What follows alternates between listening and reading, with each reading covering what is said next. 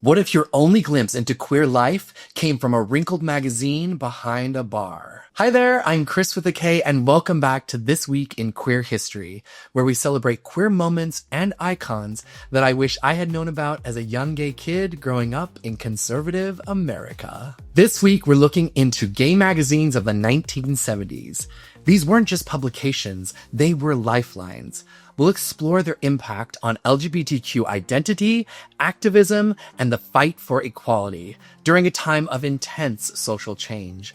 These publications held hidden truths, stapled revolutions, and sometimes, just maybe, your first glimpse at someone who looked and loved like you.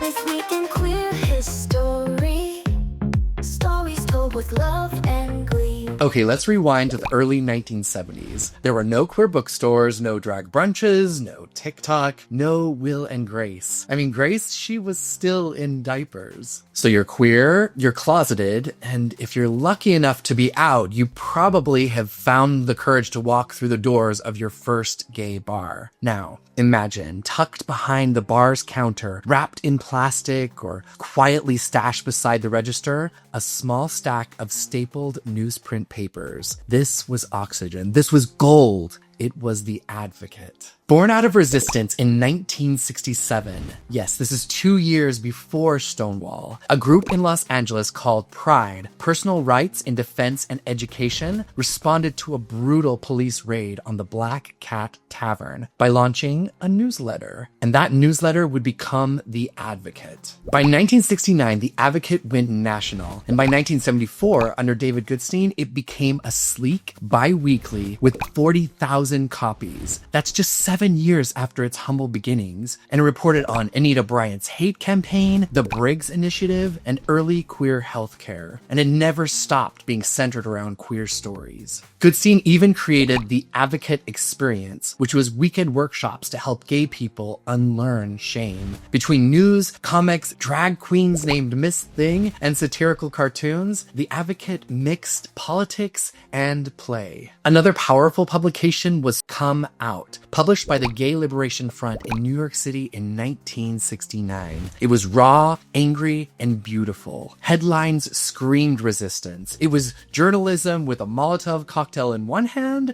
and a cigarette in the other. Around the same time, Toronto's Gay covered culture, cruising, and commentary. At its height, it distributed 20,000 copies a week. And Gay felt like someone lighting a candle for you on the other side of the country. In Boston, 1971, the queer, angry, and unapologetic fag rag launched. It had no ads, no bosses, and no fear. It printed erotic poetry, radical theory, and interviews with William Burroughs, Allen Ginsberg, Gore Vidal. It didn't shy away from sex. It celebrated it. And this wasn't assimilation. It was reinvention. It was punk before punk was punk. And if I had found fag rag in Salt Lake City, my brain would have exploded in the best way possible. After Stonewall, we didn't just need marches. We needed meaning, culture, identity, and these magazines became our mirrors, our megaphones. They featured everyone from drag queens, trans women, bisexual poets, and closeted teens. They asked the big questions: assimilate or resist, sex or love. They didn't always agree, and that was beautiful because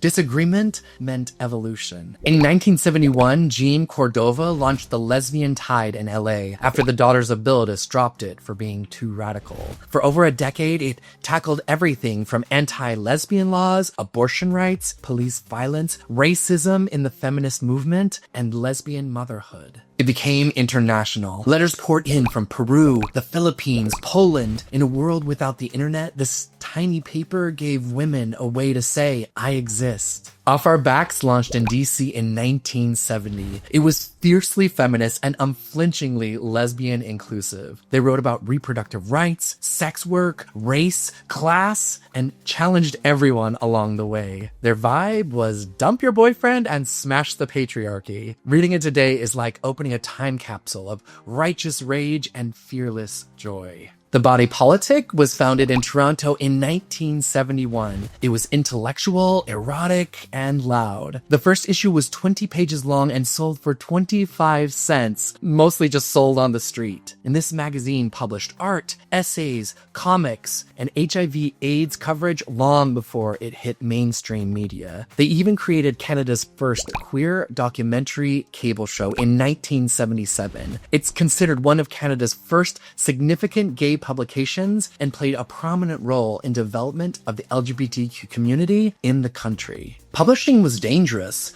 It was illegal to print obscene materials, which often just meant two men holding hands. Printers refused jobs, editors got arrested, and yet they persisted. They typed on manual typewriters, collated by hand, and smuggled copies into hostile towns. This wasn't just journalism, it was guerrilla networking. They didn't ask for permission, they just published truth. Fag Rag once featured a naked man on the cover with the headline, "Sexual liberation is the only revolution." Gay magazines embraced desire, cruising, BDSM, bathhouses, and romance. They reminded us joy is political and pleasure is resistance. But change can be scary for some, and that's when censorship started. The Body Politic was raided, and in the US, obscenity laws started to tighten. Gay magazines had to go underground. They were handed out in bars, mailed in brown envelopes. Even The Advocate was pulled from airline shelves, while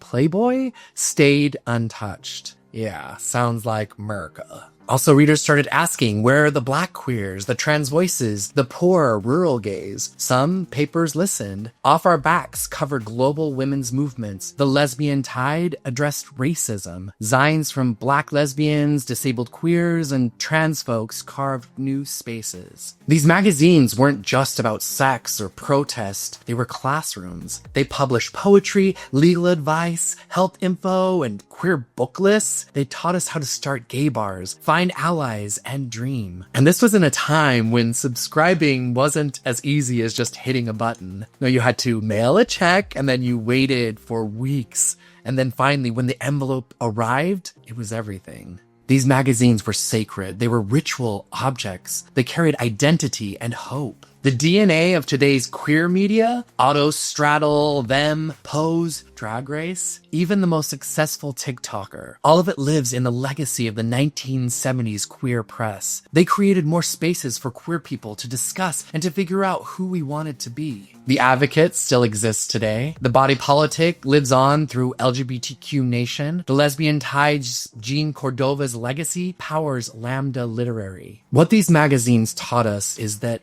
representation isn't about being invited in, it's about building our own house. I love the internet, but I miss that ritual of waiting, of getting it in the mail, and then devouring it all in one afternoon, and then waiting another month for the next one. That slowness made each page so sacred and so important. These magazines weren't just chasing clicks, they were connecting people. They were more concerned about quality over quantity. And now, in our easy access, overabundant information age, I worry, have we forgotten why we write about queer culture? And also, have we lost the importance of how we consume information? When I was growing up in Salt Lake City, queer visibility felt like a mirage. There was no Instagram, no TikTok, no YouTube. It was just me and The Pillar. That little gay Salt Lake City queer paper felt like a message in a bottle that had washed up on my sandy shore. When I would pick it up, it was like I held wisdom that had battled the waves and the seas to get to me. And when I would open up its pages, I was